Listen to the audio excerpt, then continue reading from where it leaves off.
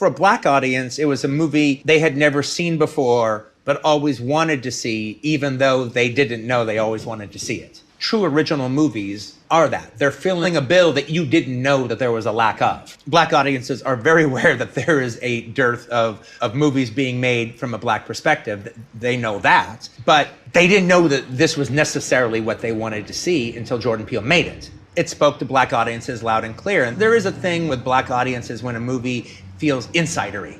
It's made for them. And then there's a certain level of laughter going on in the audience that the white members of the audience aren't quite sharing. There's a certain insight that the black audience gets because they know that the movie's hip and they get it and they're talking to them. They're not talking to everybody in the audience. They are being spoken to. And it doesn't happen that often.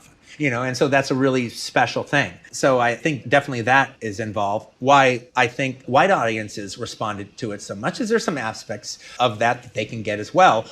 But ultimately, why it crossed over to such a good way, I think it was just the storytelling involved. There is a genuine mystery going on in the case of Get Out. Until somebody ruins it for you and tells you about everything, you really don't know where it's going. The audience knows, okay, there's something weird about this family. There is definitely something weird about those black servants. There's something weird about this whole damn place. But exactly what, you don't know. But now you're really watching, because now you're watching a mystery. Now you're watching for something to clue you in. In the case of Get Out, you felt you were in good hands. Okay, I don't know, but I will know. They know what they're doing. There was a confidence to the movie. Jordan Peele knows exactly what he's doing. And we're just going to have to wait for it. As a storyteller, I think one of the most exciting moments that can happen in a movie theater with a bunch of strangers is when you feel them watching the movie to such a degree, like really paying attention to it, and then something is revealed that clears up a little something.